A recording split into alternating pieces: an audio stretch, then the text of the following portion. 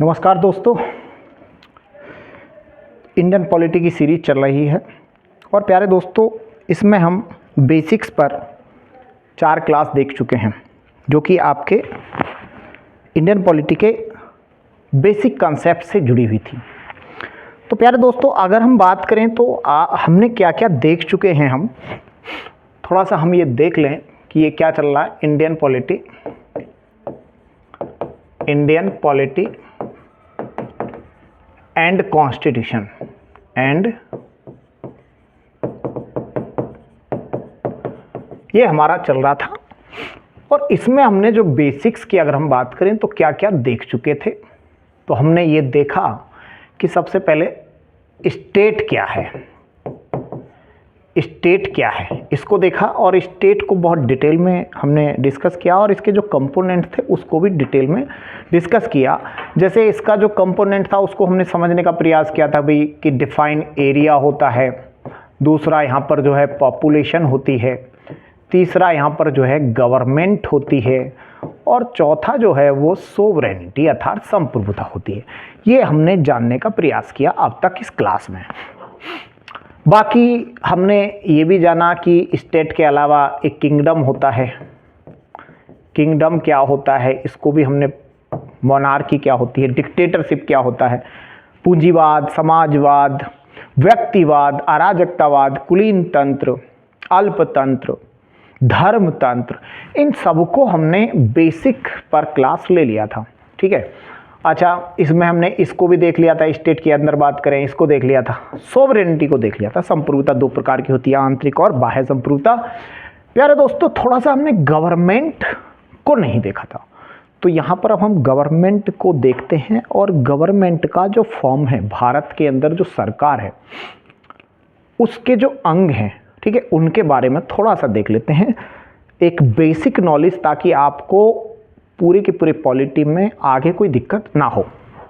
तो हम आते हैं गवर्नमेंट पर प्यारे दोस्तों, सरकार पर। अगला चीज क्या है हमारा, क्या है सरकार, गवर्नमेंट अर्थात सरकार। तो प्यारे दोस्तों, सरकार क्या है, मैंने बताया था ये एक विजिबल बॉडी है और ये राज्य के उद्देश्यों को पूरा करने के उद्देश्य से इसको स्थापित किया गया था। ये बात हम पहले ही कर चुके हैं।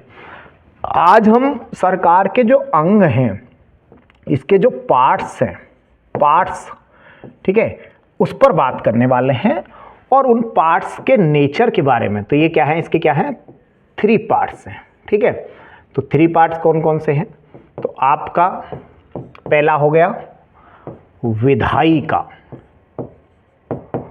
विधायिका, जिसको व्यवस्थापिका भी बोल देते हैं आप, और नॉर्मली भाषा में जो है इसको संसद भी बोल देते हैं ना। दूसरा जो है प्यारे दोस्तों यहाँ पर है कार्यपालिका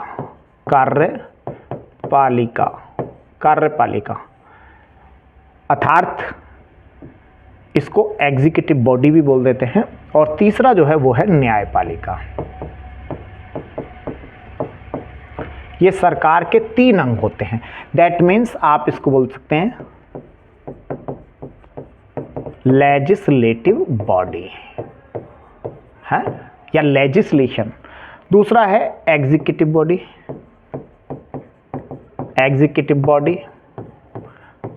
और तीसरा हो गया जुडिशियल बॉडी अर्थात न्यायपालिका। तो सरकार के हमने देखे 3 अंग। ये जो आपका इसका जो काम है, ये कानून निर्माण करता है, लॉ बिल्डिंग, लॉ फॉर्मेशन, ये इम्प्लीमेंटेशन करता है और ये क्या करता है, रिव्यू ऑफ द लॉ है। अर्थात पहला जो है व्यवस्थापिका या विधायिका, ये कानूनों का निर्माण करती है, जिसको आप संसद भी बोल देते हैं। केंद्रीय स्तर पर इसका नाम संसद है, अभी हम इसको देखेंगे। इसके बाद कार्यपालिका है जो कानूनों को लागू करती है या लागू कराती है, और न्यायपालिका उन कानूनों की समीक्षा करती है या फिर कह सकते हैं कि संविधान की व्याख्या करता है। ठीक है, हमारे जो जितने भी विवाद होते हैं उनका निपटान करता है। ये आपका सरकार के अंग थे, इसको हमने देखा। लेकिन जो आज हम देखने वाले हैं, पहले तो देखने वाले प्यारे दोस्तों, एक तो विधायिका के बारे में कि विधायिका के कौन कौन से स्तर हैं। ठीक है, भारत में जो विधायिका है उसके कौन से स्तर हैं।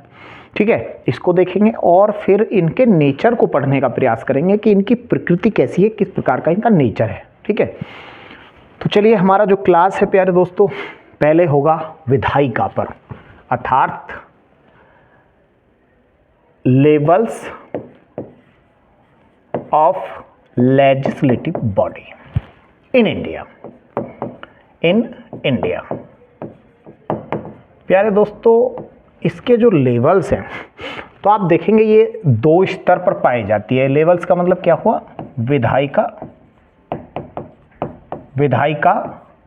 के स्तर। तो विधायिका दोस्तों, भारत में विधायिका देखेंगे कि 2 स्तरों पर मिलती है। हालांकि लोकल सेल्फ गवर्नमेंट भी मिलता है तो वहाँ पर भी मिलता है, ग्रामीण स्तर पर भी, तो मुख्य रूप से 2 स्तरों पर मिलता है।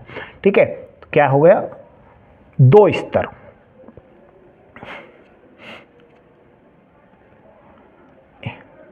आप कहेंगे यहाँ पर, या फिर आप इसको 3 स्तरों पर लिखेंगे। ठीक है, 3 लेवल्स। 3 लेवल्स। अब ये 3 लेवल कौन कौन से हैं, तो 2 तो जो है वो मेजर आपके रहेंगे। एक तो हो जाएगा भाई केंद्र स्तर पर विधायिका होता है, केंद्र स्तर अर्थात सेंट्रल लेवल। ठीक है, दूसरा जो होता है वो होता है आपका राज्य स्तर अर्थात स्टेट लेवल। स्टेट का मीनिंग क्या है यहाँ पर, प्रोविंस लेवल।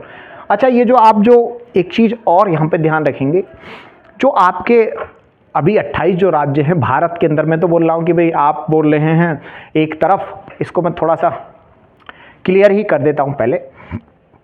प्यारे दोस्त, मैं एक तरफ बोल रहा था कि भाई जो उत्तर प्रदेश है ना, यूपी हो गया, राजस्थान हो गया।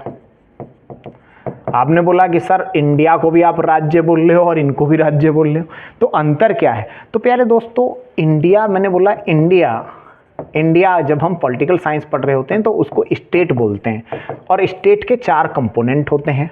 ठीक है, 1, 2, 3 एंड 4।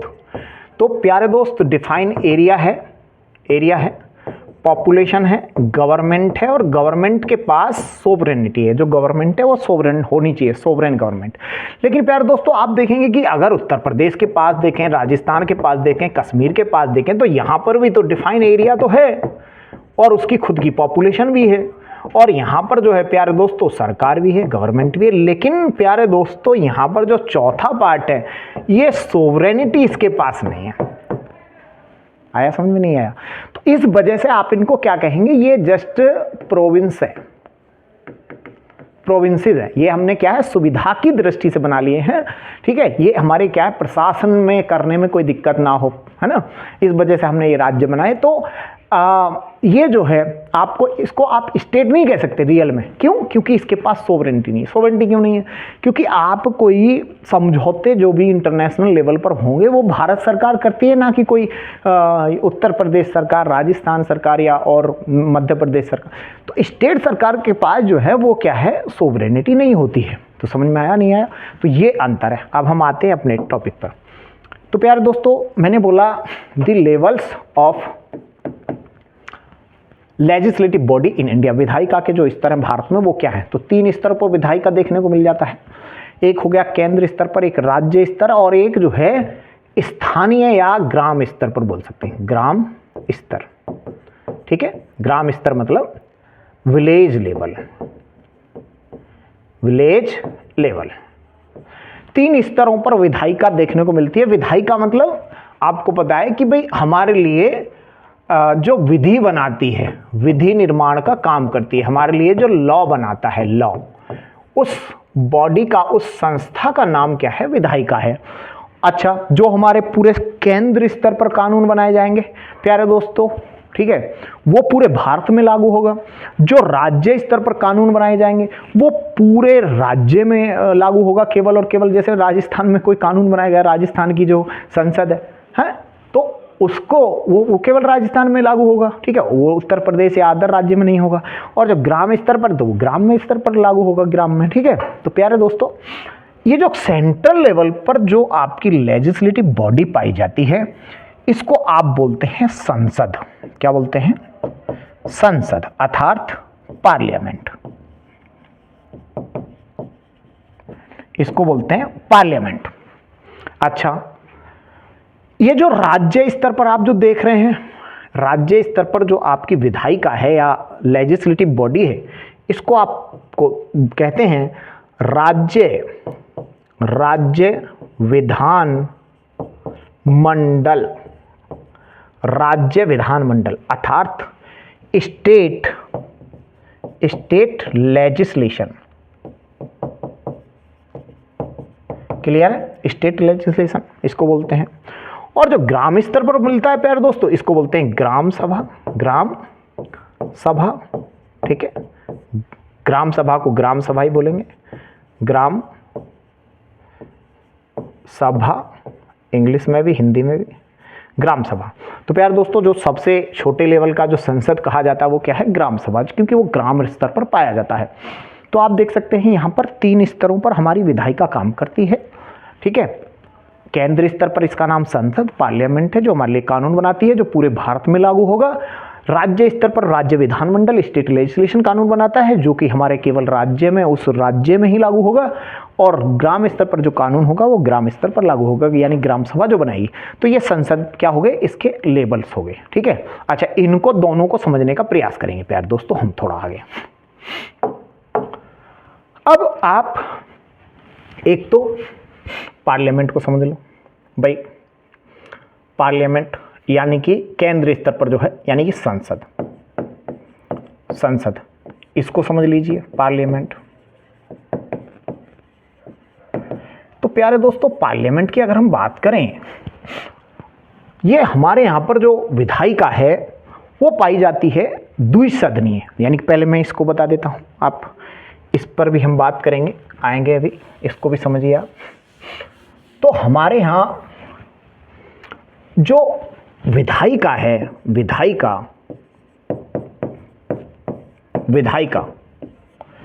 प्यारे दोस्तों, जो लेजिस्लेटिव बॉडी है इंडिया में, चाहे वो आपकी सेंट्रल लेवल पर हो, सेंट्रल लेवल, या फिर वो स्टेट लेवल पर हो, ये क्या होती है? वो पाई जाती है द्विसदनीय। कैसा है? द्विसदनीय, द्विसदनीय विधायिका, अर्थात 2 हाउसेस लेजिस्लेशन, जिसको आप कई बार बोल देते हैं बाइकैमरलिज्म। इसको क्या बोलते हैं? बाइकैमरलिज्म। तो प्यारे दोस्तों, पहली बात तो ये है कि भारत में जो विधायिका जो है वो क्या है? बाइकैमरल है, 2 सदनीय है ना। एक तो आप देख सकते हैं सेंट्रल लेवल पर भी 2 सदनीय हैं और राज्य स्तर पर भी 2 सदनीय हैं। इसका मतलब मैं ये कहना चाह रहा हूं प्यारे दोस्तों, जो विधायिका है उसका नेचर कैसा है ना। तो हम क्या पढ़ रहे हैं? नेचर ऑफ लेजिस्लेटिव बॉडी, अर्थात विधायिका की प्रकृति कैसी है, भारत में विधायिका कैसी है। तो प्यार दोस्तों, भारत में जो विधायिका की प्रकृति है वो कैसी है? बाइकैमरल है। कहां पर? सेंट्रल लेवल पर भी बाइकैमरल है और स्टेट लेवल पर भी बाइकैमरल है। ये जो बाइकैमरल सिस्टम है प्यारे दोस्तों, ये हमने कहां से एडॉप्ट किया है ये भी पता होना चाहिए। एडॉप्ट अर्थात कहां से अपनाया है? तो ये हमारा ब्रिटेन से अपनाया, ब्रिटेन अर्थात जिसको आप यूनाइटेड किंगडम भी बोल देते हैं, यूके से ये हमने एडॉप्ट किया है। और किसके द्वारा प्यारे दोस्तों? एक्ट कौन सा था? तो वो था 1919 का भारत सरकार अधिनियम। अर्थात किसके थ्रू ये एडॉप्ट किया है हमने? By the government India act of 1990, जिसको आप मॉन्टेग्यू चेम्सफोर्ड रिफॉर्म एक्ट के नाम से भी जानते हैं, है ना। इसके माध्यम से भारत में जो द्विसदनीय है, द्विसदन का मतलब क्या हुआ? द्विसदन का मतलब बाइकैमरल बोल देते हैं, या फिर इसका मीनिंग हो गया, मीनिंग क्या हुआ इसका? मीनिंग हो गया प्यारे दोस्तों to houses legislation. That means bicameral means में यहां क्या है, टू हाउसेस लेजिस्लेशन, अर्थात लेजिस्लेशन यानी कि विधायिका कैसी होगी, दो सदनों वाली है, दो सदनों वाली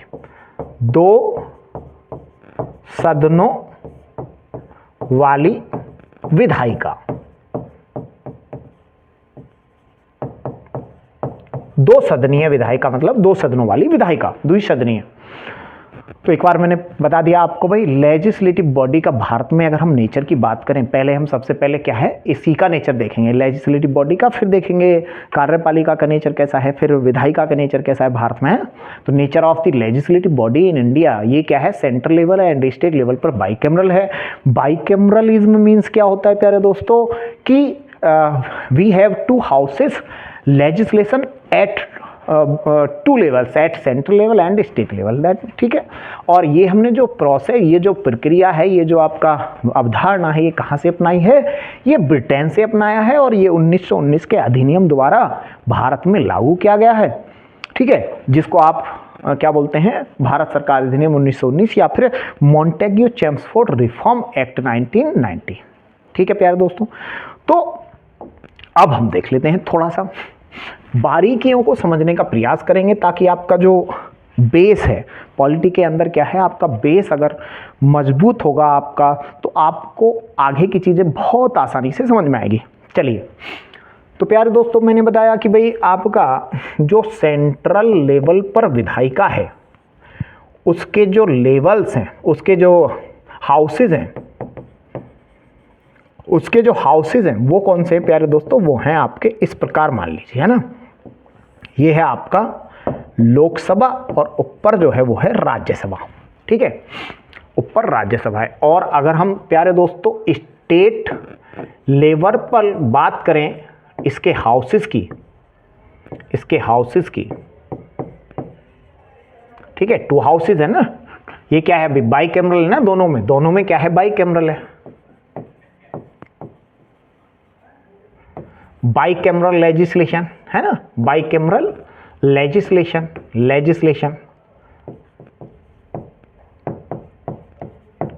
बाइकैमरल लेजिस्लेशन।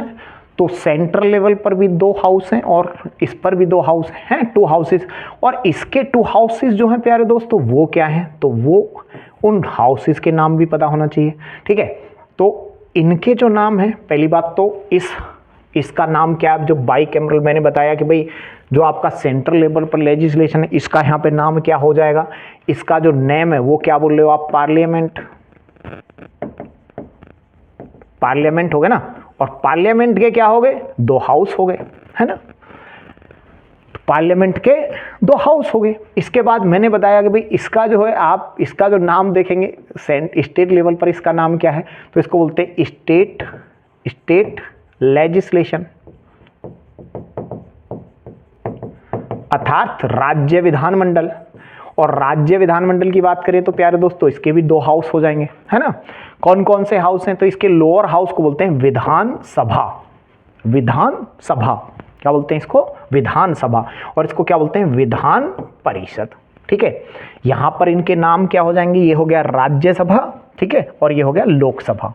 इधर विधान सभा नीचे है और विधान परिषद ऊपरी सदन है, ठीक है। अभी हम बात करेंगे इसको अंग्रेजी में प्यारे दोस्तों बोल देते हैं आप इसको, जो विधानसभा है ये है आपका, यहां लिख देता हूं मैं इसको, विधानसभा,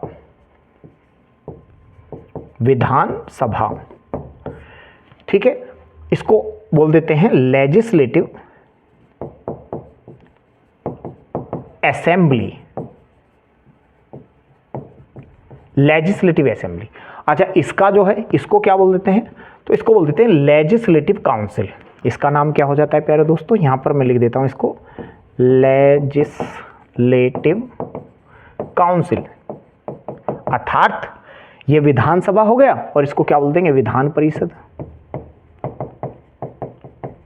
विधानसभा विधान परिषद, विधानसभा हो गया विधान परिषद हो गया। यहां पर लोकसभा और राज्यसभा हो गया, ठीक है। तो एक तो हमें हमारी संसद कौन से स्तर पर क्या नाम है ये तो पता ही होना चाहिए ना। तो प्यारे दोस्तों हमारे यहाँ पर बाइकैमरल सिस्टम है लेजिस्लेशन का, और केंद्र स्तर पर पार्लियामेंट है। पार्लियामेंट के 2 हाउस हैं जिसका नाम है, अपर हाउस को बोलते हैं राज्यसभा और लोअर हाउस को बोलते हैं लोकसभा, अर्थात निम्न सदन लोकसभा, राज्यसभा जो है उच्च सदन है। इसी प्रकार इसको प्यारे दोस्तों जो राज्य स्तर पर संसद है उसका नाम जो है राज्य विधानमंडल है, और उसका जो ऊपरी सदन है विधान परिषद, निम्न सदन जो है उसको विधानसभा बोलते हैं। ठीक है, अब बात करते हैं प्यारे दोस्तों, अगर कोई मेंबर यहां पर जाता है, ठीक है, तो उस मेंबर को क्या बोलते हैं? मेंबर जो होता है प्यारे दोस्तों, ठीक है, इसमें जो जाएगा चाहे वो लोकसभा में जाए या राज्यसभा में जाए, उस मेंबर को आप मेंबर ऑफ पार्लियामेंट बोलते हैं, एमपीज बोल देते हैं इनको, है ना, मेंबर ऑफ पार्लियामेंट, और हिंदी में इनको बोल देते हैं सांसद। सांसद, ठीक है, सांसद बोल देते हैं। अच्छा, इसमें जो मेंबर जाएगा प्यारे दोस्तों, अब यहां पे ध्यान देने वाली बात यह है कि अगर मेंबर, देखो इसको मैंने इंग्लिश में क्या बोलते हैं, इसको लेजिस्लेटिव काउंसिल और इसको लेजिस्लेटिव असेंबली। ध्यान से सुनिएगा, अगर मान लो कोई मेंबर यहां पर इलेक्ट होकर गया है इसके अंदर, उसका नाम होगा प्यारे दोस्तों MLC, ठीक है, member of legislative council, member of legislative council. अच्छा, इसमें यहां पर कोई मेंबर गया है, ठीक है, यहां पर जो मेंबर गया उसको बोलेंगे MLA। ये आपने डायलॉग सुना होगा, चाचा विधायक हैं हमारे, तो इसका मतलब प्यारे दोस्तों वो विधायक, इनको हिंदी में तो चाहे वो MLA हो या MLC हो, दोनों ही क्या है, विधायक ही है, ठीक है।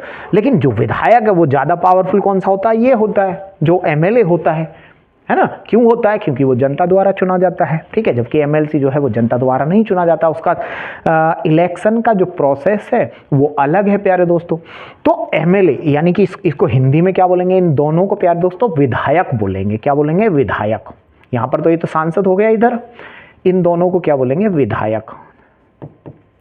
विधि बनाने वाला है ना, विधायक है, चाहे वो MLA हो या MLC हो, तो उसको क्या बोलेंगे? विधायक। तो सारी बातें मुझे लगता है कि आपको एकदम क्लियर हो जानी चाहिए। एक बार मैं फिर से बताता हूं, केंद्र स्तर पर हमारी जो लेजिस्लेटिव बॉडी है, विधायिका जो है, जो विधि बनाती है, उसको संसद बोलते हैं। संसद के 2 सदन होते हैं, एक को बोलते हैं नीचे जो सदन है, नीचे मतलब नीचे वाली जो बिल्डिंग है उसको लोकसभा बोल दिया जाता है, और जो ऊपर है उसको राज्यसभा बोल दिया जाता है, ठीक है। और जो इसमें जो मेंबर चुनकर जाएंगे प्यारे दोस्तों, तो उनको बोल देते हैं मेंबर ऑफ पार्लियामेंट अर्थात सांसद बोल देते हैं। इसी प्रकार आप देखेंगे कि जो राज्य स्तर पर जो हमारा संसद होता है विधायिका, उसका नाम होता है राज्य विधानमंडल अर्थात स्टेट लेजिस्लेशन। और प्यारे दोस्तों जो इसके मेंबर होते हैं, इसके 2 हाउस होते हैं, अपर हाउस को इसके को लेजिस्लेटिव काउंसिल और नीचे वाले को लेजिस्लेटिव असेंबली अर्थात विधानसभा बोलते हैं, और ऊपर वाले को विधान परिषद। तो अगर यहाँ पर मेंबर जाता है इसको चुनकर, किसमें? आपके लेजिस्लेटिव असेंबली, तो इसको क्या बोलेंगे? मेंबर ऑफ लेजिस्लेटिव असेंबली अर्थात MLA। और अगर आपका विधान परिषद में जाएगा तो उसको MLC बोलेंगे, ठीक है। तो इनको हिंदी में विधायक बोलेंगे। तो समझ में आया प्यारे दोस्तों? कौन कानून बना रहा है राज्य स्तर पर आपके लिए, कौन कानून बना रहा है केंद्र स्तर पर कौन कानून बना रहा है? तो ये लोग कानून बना रहे हैं आपके लिए सारे के सारे। ग्राम स्तर पर ग्राम सभा बनाती है, ग्राम पंचायत बनाती है, ठीक है। तो ये हो गया। तो मुझे लग रहा है ये आपको अच्छे से समझ में आ गया होगा क्या किसका नेचर, आपके विधायिका का नेचर हमने जो समझा है ना। अब हम आगे बात करते हैं प्यारे दोस्तों, विधायिका नेचर हमने देख लिया। दूसरा जो हमारा आज जो सरकार का जो भाग है प्यारे दोस्तों, वो है आपका कार्यपालिका का नेचर, प्रकृति, है ना। तो नेचर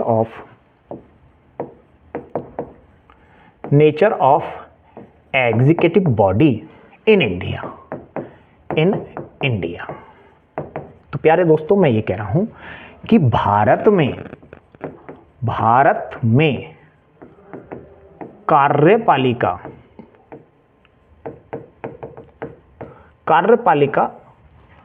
की प्रकृति कैसी है, इसको हम देखने जा रहे हैं, हैं? तो प्यारे दोस्तों जो कार्यपालिका है, पहले तो मैं आपको बता दूं कि कार्यपालिका क्या करती है। जो हमारा लेजिस्लेटिव बॉडी केंद्र स्तर पर या राज्य स्तर पर कानून बनाती है, उसको लागू करने का काम, लागू कराने का काम जो है वो कार्यपालिका करती है। अब कार्यपालिका भी भाई केंद्र स्तर और राज्य स्तर पर हो सकती है, होती है, ठीक है। तो इसके नेचर को भी समझेंगे, पहले इसका स्तर देख लेते हैं। तो इसका जो स्तर है प्यारे दोस्तों, स्तर, ठीक है, तो इसका जो लेवल है, लेवल, वो जो कार्यपालिका होगी ये भी क्या हो, ये आपका किसमें, मेनली 2 स्तरों पर होती है, ठीक है। तो इधर तो एक तो हो जाएगा आपका केंद्र स्तर, और दूसरा आपका राज्य स्तर पर हो जाएगी, राज्य स्तर। अभी पहले तो स्तर देख रहे हैं हम, फिर उसके बाद नेचर पर जाएंगे। तो ये क्या है, लेवल्स को देख लेते हैं पहले, ठीक है। तो इसके जो लेवल है, एक तो केंद्र स्तर पर हो गया यानी कि सेंट्रल लेवल, और एक स्टेट लेवल हो गया, स्टेट लेवल, ठीक है। अगर हम इसकी बात करें प्यारे दोस्तों, इस कार्यपालिका में कौन होता है प्यारे दोस्तों, लागू कराने वाला, ठीक है। तो आप, और इसमें कौन होता है, तो देखेंगे इसमें कौन होता है भाई। सबसे पहले तो इसमें जो होता है वो आपका होता है राष्ट्रपति होता है, नहीं होता, राष्ट्रपति अर्थात प्रेसिडेंट ऑफ इंडिया, ठीक है, राष्ट्रपति होता है। दूसरा इसमें जो है ये उपराष्ट्रपति भी होता है, उपराष्ट्रपति होता है, इसमें होता है, नहीं होता, उपराष्ट्रपति हो गया, अर्थात वाइस प्रेसिडेंट ऑफ इंडिया इसमें शामिल होता है, बिल्कुल होता है। और कौन शामिल होता है, प्रधानमंत्री शामिल होता है इसमें। उसके बाद सारे मंत्री जिनको आप काउंसिल ऑफ मिनिस्टर बोल देते हो वो शामिल होते हैं। उसके बाद जितना भी आपका प्रशासन है, प्रशासन है ना, प्रशासन हो गया, है ना, यानी कि IAS हो गया, IPS हो गया, सभी प्रशासन मतलब सारे के सारे इसमें, पुलिस से लेकर आपका कोई भी सरकारी कर्मचारी, सब किस में आ जाएगा प्यारे दोस्तों, इसमें आ जाएगा, ठीक है। यानी कि आपके इसमें कह सकते हैं ऑल इंडिया सर्विसेज आ जाएंगी, है ना, और कुछ सेंट्रल सर्विसेज आ जाएंगी इसमें, सारी की सारी। तो ये हो गया, ये लागू कराने का काम करता है। इसी प्रकार प्यारे दोस्तों राज्य स्तर पर कौन होता है भाई, तो राज्य स्तर पर जो कानूनों को लागू कराने का काम करता है वो सर्वोच्च पोस्ट जो होती है, सबसे ऊपर इधर राष्ट्रपति होता है, इधर जो होता है वो राज्यपाल होता है। राज्यपाल कार्यपालिका का सबसे महत्वपूर्ण जो भाग होता है, क्या ना होता है, राज्यपाल अर्थात गवर्नर ऑफ स्टेट होता है, नहीं होता, गवर्नर ऑफ स्टेट हो गया। उसके बाद कौन हो गया भाई, अच्छा इधर जो है महान्यायवादी वगैरह भी आते हैं, है ना, महान्याय, अटॉर्नी जनरल वगैरह, है ना, AGI भी लिख लेना, AGI, ठीक है, अटॉर्नी जनरल ऑफ इंडिया, ये भी आता है। इसके बाद इधर कौन आता है भाई, CM आता है, मुख्यमंत्री आएगा, नहीं आएगा, इधर मुख्यमंत्री आएगा। इधर और कौन आएगा, मुख्यमंत्री की अगर हम बात करें, उसके बाद कौन आएगा, मंत्री परिषद, अर्थात प्यारे दोस्तों मैं ये कह रहा हूं, इधर एक तो CM हो गया और एक हो गया council of ministers, that means, और क्या आ गया, अदर क्या हो गया, जो प्रांतीय सेवाएं आएंगी, प्रांतीय सेवाएं आ गई, इधर आएंगी, नहीं आएंगी सेवाएं, प्रांतीय सेवाएं इधर आएंगी, ठीक है, जो कानूनों को लागू कराने की बात करते हैं। कौन कौन आएगा भाई इसमें, तो फिर से देख लीजिए, मैं कह रहा हूं what is the levels of the executive body in India? There are 2 levels of executive body in India, at one central level and another is state level. Central level executive में कौन कौन इसमें कौन इंक्लूड है, इसमें जो है आपका president of India, vice president of India, प्रधानमंत्री, PM, council of minister and all administrative जो आपके ऑफिशियल्स होते हैं, है ना, या फिर आपके ऑल गवर्नमेंट जो आपके नौकर होते हैं गवर्नमेंट जॉब में, जो भी गवर्नमेंट जॉब करते हैं, सारे के सारे किस में आएंगे, गवर्नमेंट कुल मिला के आपका कोई भी कर्मचारी आ सकता है ना इसके अंदर।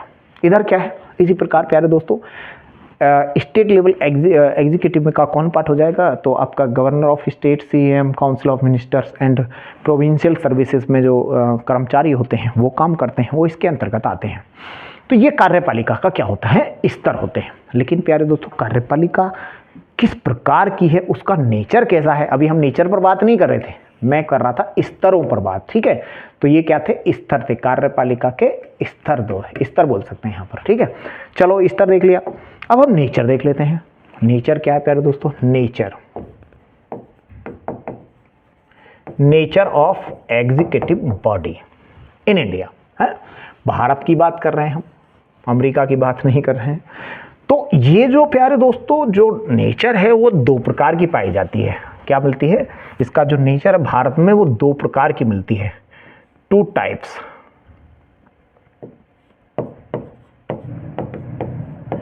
टू टाइप्स एग्जीक्यूटिव बॉडी मिलती है हमारे यहाँ, दो प्रकार की। दो प्रकार की कौन कौन सी है तो आप देख लेते हैं प्यारे दोस्तों कौन कौन सी है। तो एक तो होती है आपका formal executive body, formal executive body अर्थात आप इसको बोल सकते हैं औपचारिक।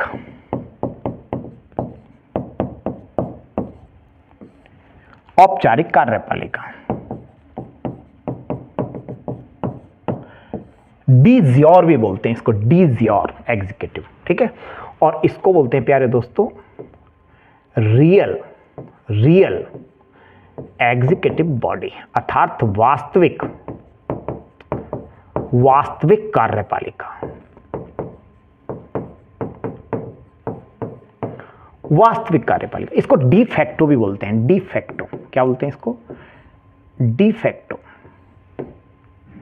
डी फैक्टो, डी फैक्टो, डीजियोर इसको बोल देते हैं, डीजियोर।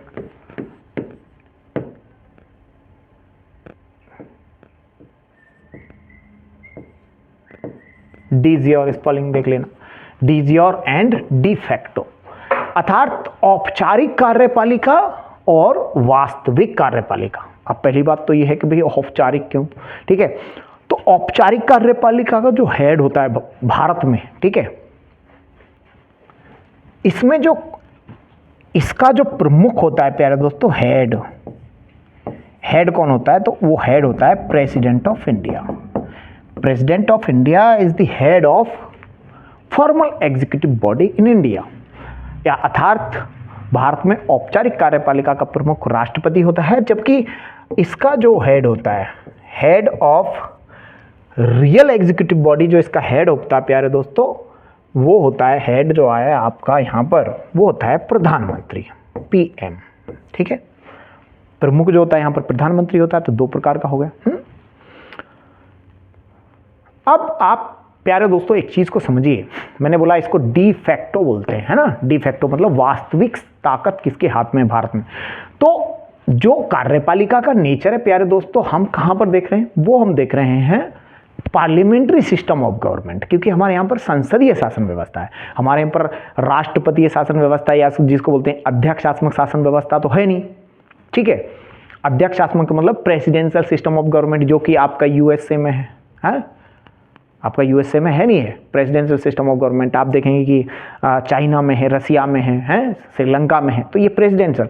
लेकिन जो प्रेसिडेंशियल सिस्टम ऑफ गवर्नमेंट में क्या होता है कि राष्ट्रपति ज़्यादा ताकतवर होता है, और राष्ट्रपति ये जो आपका जो विभाजन है कार्यपालिका का, ये नहीं मिलता है ना। लेकिन संसदीय शासन व्यवस्था क्योंकि भारत में, ठीक है, क्योंकि भारत में जो राज रहा वो ब्रिटेन का रहा, और ब्रिटेन में संसदीय शासन व्यवस्था था, तो जो वहाँ पर था हम उससे परिचित थे, हमने उसको अडॉप्ट कर लिया। इस पर भी हम बात करेंगे क्यों हमने अडॉप्ट किया। तो अब बात करते हैं कि भाई ये जो हम किसकी बात कर रहे हैं, nature of executive body in parliamentary system. Parliamentary system ही है ना हमारे यहाँ, पार्लियामेंट्री सिस्टम ऑफ गवर्नमेंट। सरकार संसदीय व्यवस्था में क्या है, हम कार्यपालिका का नेचर कैसा होता है। तो भाई एक तो हो गया आपका फॉर्मल, अभी राष्ट्रपति इसका हेड है, और इस जो है वास्तविक जो शक्ति है वो प्रधानमंत्री के हाथों में होती है। प्रधानमंत्री ही ज़्यादा पावरफुल पोस्ट माना जाता है। अच्छा, अब बात यहाँ पर क्या होता है प्यारे दोस्तों, एक इन दोनों को जोड़ने वाली एक कड़ी होती है जिसको बोलते हैं आप, इसको कहा जाता है काउंसिल ऑफ मिनिस्टर, अर्थात इसको आप बोलते हैं मंत्री परिषद। मंत्री परिषद क्या है प्यारे दोस्तों? पहली बात तो यह है कि इसको फॉर्मल क्यों कहा और इसको आपने रियल क्यों कहा, इसके पीछे का क्या लॉजिक है, पहली बात तो ये बात आनी चाहिए। तो प्यारे दोस्तों बात ये है कि जो काउंसिल ऑफ मिनिस्टर है, इसका भी जो हेड है प्यारे दोस्तों, इसका भी जो हेड होता है, हेड काउंसिल ऑफ मिनिस्टर का जो हेड है प्यारे दोस्तों, वो पीएम होता है। अर्थात मंत्री परिषद जो होती है उसका प्रमुख भी पीएम होता है ना। अच्छा, और जो भारत का राष्ट्रपति है इसको औपचारिक क्यों बोलते हैं? क्योंकि प्यारे दोस्तों जो भी प्रधान राष्ट्रपति कोई भी काम करेगा वो with the advice of the council of minister करेगा। इसका मतलब ये हुआ कि राष्ट्रपति ने कोई भी काम किया, ये जो राष्ट्रपति हैं भारत के, वो अगर कोई भी काम करेंगे तो प्यारे दोस्तों किससे सलाह लेंगे? तो वो सलाह लेंगे मंत्रिपरिषद से, और मंत्रिपरिषद का जो प्रमुख है वो प्रधानमंत्री है। क्लियर सी बात है। तो इसका मतलब क्या हुआ? वास्तविक ताकत किसके हाथ में रही? वास्तविक ताकत रही आपके प्रधानमंत्री के हाथ में। मान लीजिए कोई कानून बनाया संसद ने कोई कानून बनाया, तो संसद उसके बाद वो राष्ट्रपति के पास जाता है, राष्ट्रपति सलाह लेते हैं मंत्रिपरिषद से, और मंत्रिपरिषद का जो हेड है वो कौन है? आपका प्रधानमंत्री है। तो वास्तविक ताकत किसके अंदर होगी प्यारे दोस्तों? प्रधानमंत्री के हाथ में। तो इसीलिए प्यारे दोस्तों जो संसदीय शासन व्यवस्था है, पार्लियामेंट्री सिस्टम ऑफ गवर्नमेंट है, इसको कई बार प्रधानमंत्री व्यवस्था भी बोल दिया जाता है। क्यों बोल दिया जाता है प्रधानमंत्री? क्योंकि वास्तविक ताकत प्रधानमंत्री के हाथ में होती है। कुछ समझ में आया नहीं आया? तो इसी वजह से इसको क्या बोल दिया जाता है? पार्लियामेंट्री सिस्टम ऑफ गवर्नमेंट को प्रधानमंत्रीय व्यवस्था अर्थात प्राइम मिनिस्ट्रियल सिस्टम इसको कह देते हैं। कुछ समझ में आया? मैं कह रहा हूं because in parliamentary system of government the real power consist in prime minister, so that the parliamentary system of government also known as prime ministerial system, not presidential, है प्राइम मिनिस्ट्रियल सिस्टम।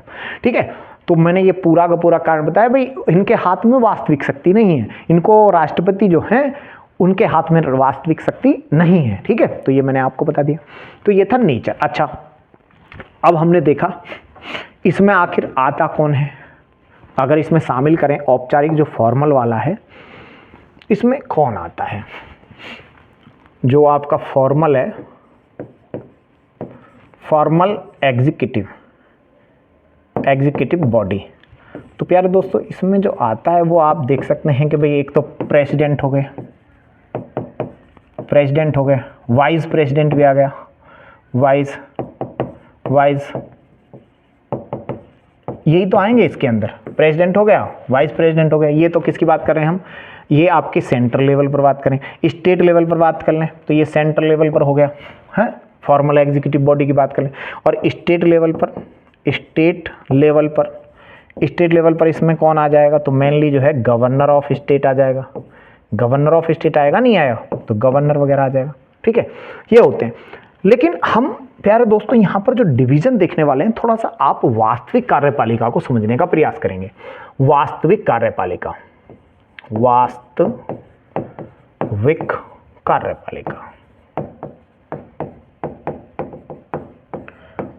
कार्यपालिका इसको क्या बोलेंगे? Real executive body, इसकी मैंने क्या बताया आपको?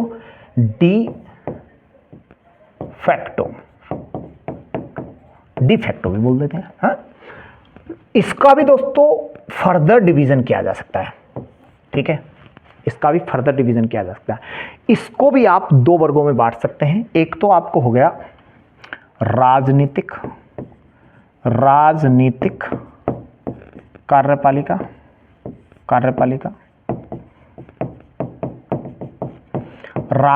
कार्यपालिका अर्थात पॉलिटिकल एग्जीक्यूटिव बॉडी है, ये पॉलिटिकल हो गया।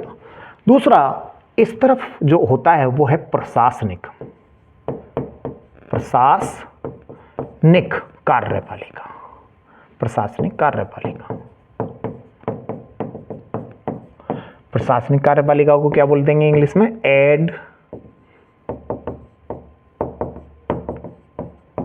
Administrative executive body.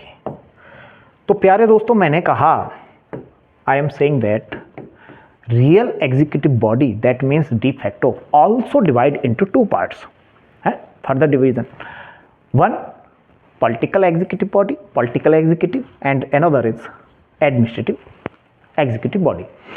Political executive body प्यारे दोस्तों, ये इसका मतलब राजनीतिक कार्यपालिका का मतलब प्यारे दोस्तों, इसमें लोग क्या होते हैं, चुन के आते हैं। इसमें कौन आता है, चुन के आते हैं।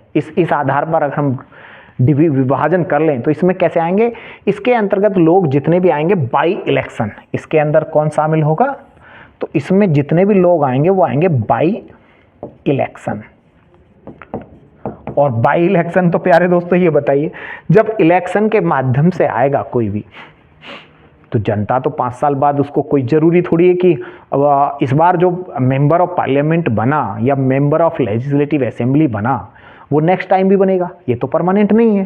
ठीक है, इसका मतलब इसको आप कह सकते हैं नॉन परमानेंट एग्जीक्यूटिव। ये परमानेंट थोड़ी है, 5 साल बाद इसको हटाया जा सकता है। तो क्योंकि इलेक्शन दोबारा आया तो इसको क्या कहेंगे प्यारे दोस्तों, नॉन परमानेंट एग्जीक्यूटिव बॉडी। अर्थात ये दोस्तों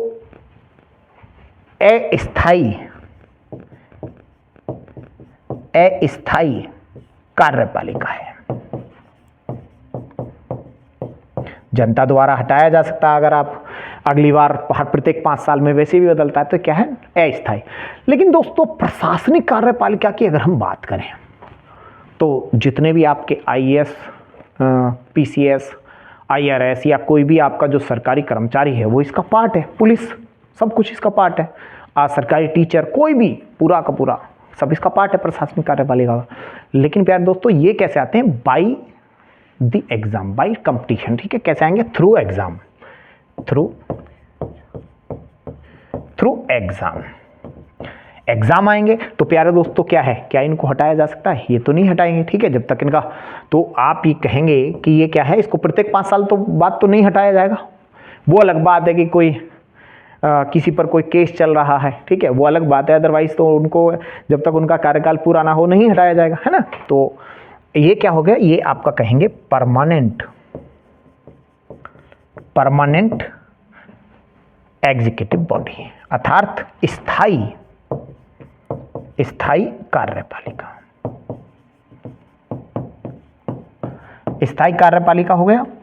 इसमें कौन आएगा भाई, अगर आप इससे पार्टिसिपेट, इसमें शामिल कौन होगा, तो प्यारे दोस्तों आप इसमें कौन होगा, अगर इसकी बात करें तो भाई आपका इलेक्शन द्वारा तो राष्ट्रपति भी आता है, वाइस प्रेसिडेंट ऑफ इंडिया, उपराष्ट्रपति भी इसी से आएगा इलेक्शन है, प्रधानमंत्री इसी में आएगा है, और आपका आप पूरे के पूरे, ये तो केंद्र स्तर पर हो गया है ना, काउंसिल ऑफ मिनिस्टर में जितने भी मंत्री है, वित्त मंत्री, रक्षा मंत्री, होम मिनिस्टर सब इसमें आएंगे हैं, सारे के सारे इलेक्ट होकर आएंगे, सारे के सारे लोग इसमें आ जाएंगे।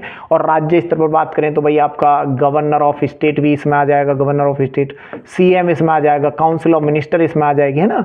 तो ये सारे के सारे क्या है, चुने हुए जो लोग हैं प्यारे दोस्तों, वो किस में आएंगे, इसके अंतर्गत शामिल हो जाएंगे, है। लेकिन इसमें कौन आएगा भाई, तो इसमें आपकी सारे के सारे जो प्रशासन में होते हैं, ऑल इंडिया सर्विसेज में जो भी आपके होते हैं, सेंट्रल सर्विसेज में होते हैं, स्टेट सर्विसेज में या फिर प्रोविंशियल सर्विसेज में जो होते हैं, ठीक है, आपके सारे ऑल गवर्नमेंट जो आपके एम्प्लॉयज होते हैं, एम्प्लॉयज़, ठीक है, गवर्नमेंट एम्प्लॉयज़ सभी किस में आते हैं, इसके अंतर्गत आते हैं। तो मैं फिर बता रहा हूँ एक बार, वास्तविक कार्यपालिका दोस्तों, वास्तविक कार्यपालिका को वे दो भागों में बांट सकते हैं। पहला हो गया आपका राजनीतिक कार्यपालिका। राजनीतिक का मतलब है कि जो लोग इलेक्शन द्वारा चुनकर आते हैं, राष्ट्रपति, उपराष्ट्रपति, प्रधानमंत्री, किसमें, सारे के सारे इसमें आएंगे। आप मेनली इसमें जो है कह सकते हैं, वैसे मेनली जो इसमें जो आपको रखा जाता है ना, क्योंकि वो तो अनफॉर्मल इसमें क्या आ जाते हैं, रियल में ना आके जो राष्ट्रपति है वो किस में आ जाएगा आपका, वो आपके फॉर्मल में आ जाते हैं। तो यहाँ पर प्रधानमंत्री और CM इसको काउंसिल ऑफ मिनिस्टर को रखें तो ज़्यादा ठीक है, यानी कि कोई भी व्यक्ति जो चुनकर आ रहा है इस तरफ, ठीक है, तो वो किसको आएगा, राजनीतिक कार्यपालिका, ठीक है। और इधर क्या आ जाएगा, CM वगैरह आ जाएगा इस तरफ, इसको रखें। और प्रशासन में दोस्तों प्रत्येक व्यक्ति, वो जो कर्मचारी यानी कि जो सरकारी कर्मचारी है जो प्रशासन में है, वो क्या है आपके प्रशासनिक कार्यपालिका में। तो इसको प्रत्येक 5 वर्ष बाद इसको बदला जा सकता है, तो राजनीतिक कार्यपालिका को अस्थायी कार्यपालिका बोल देते हैं। इनको कोई बदल नहीं सकता, तो ये क्या है आपके परमानेंट कार्यपालिका है। तो ये था भारत में कार्यपालिका का नेचर। अब हम प्यारे दोस्तों देख लेते हैं, लास्ट हमारा रहेगा तीसरा, भारत में में न्यायपालिका, भारत में न्यायपालिका की प्रकृति, इसको और समझने का हम प्रयास करेंगे। भारत में न्यायपालिका की प्रकृति कैसी है? मेरे हिसाब से प्यारे दोस्तों ये जो वीडियो है काफ़ी जो है लंबा हो जाएगा, तो हम क्या करने वाले हैं, हम एक काम करेंगे कि आज हमने काफ़ी देख लिया है, तो जो भारत में न्यायपालिका का जो नेचर है उसको हम कल की क्लास में देख लेंगे, नेक्स्ट क्लास में। आज हमने वैसे क्या देखा एक बार मैं आपको फिर से रिवाइज करा देता हूँ 2 मिनट में। प्यारे दोस्तों हमने ये देखा कि आज जो हमने देखा कि सरकार के 3 अंग होते हैं, एक क्या क्या काम है इनके बारे में देखा, फिर भारत में विधायिका के स्तरों को देखा था हमने, ठीक है। उसके बाद मैंने ये बताया कि भाई जो आपके प्रोविंस है, राज्य, जो राजस्थान, उत्तर प्रदेश, मध्य प्रदेश, इनको आप राज्य क्यों नहीं कह सकते, तो सोवरेनिटी नहीं है इनके पास, इसलिए बोला। विधायिका का जो नेचर है प्यारे दोस्तों मैंने ये बताया कि द्विसदनीय विधायिका है हमारे यहाँ पर, कहाँ से लिया गया है, ब्रिटेन से, ये सब कुछ मैंने आपको डिस्कस किया। फिर ये पूरा का पूरा बाइकैमरल सिस्टम क्या होता है इसके बारे में डिस्कस किया। उसके बाद हमने दोस्तों आज देखा कि कार्यपालिका के स्तरों को देखा था, है ना, केंद्र स्तर पर क्या है और राज्य स्तर पर पाई जाती है। फिर कार्यपालिका का जो आपका नेचर है भारत में, एक तो होती है औपचारिक कार्यपालिका, एक वास्तविक कार्यपालिका। उसके बाद जो वास्तविक कार्यपालिका है उसका भी हमने जो है डिवीजन देखा। वास्तविक कार्यपालिका को 2 वर्गों में बांट लिया था, एक राजनीतिक कार्यपालिका और दूसरी आपकी प्रशासनिक कार्यपालिका। प्यारे दोस्तों अगर वीडियो आपको पसंद आया हो तो वीडियो को आप अपने दोस्तों के साथ शेयर जरूर करिए, ठीक है। और अगर आप कोई प्रॉब्लम फेस करते हैं तो आप कमेंट कर सकते हैं, कमेंट के माध्यम से आप बता सकते हैं, ठीक है। ये क्लास बाइलिंगुअल होती है, बोथ लैंग्वेज। या तो देखो होता क्या है कि मैं या तो हिंदी लिख देता हूँ तो इंग्लिश में बोल देता हूँ, और अगर इंग्लिश लिख रहा हूँ तो हिंदी में बता देता हूँ, ठीक है। एक्सप्लेन मेजरली हिंदी में किया जाता है, लेकिन फिर भी मुझे नहीं लगता कि कोई इंग्लिश वाला अगर वास्तव में वो चाहता है पढ़ना और उसको कोई प्रॉब्लम आएगी। अगर फेस आप करते हो तो मैं कंप्लीट उसमें क्या नाम है इंग्लिश में बता सकता हूँ, ना ही तो मैं ये सोचता हूँ कि ना ही तो हिंदी वालों और ना ही इंग्लिश वाले को कोई प्रॉब्लम हो, ठीक है।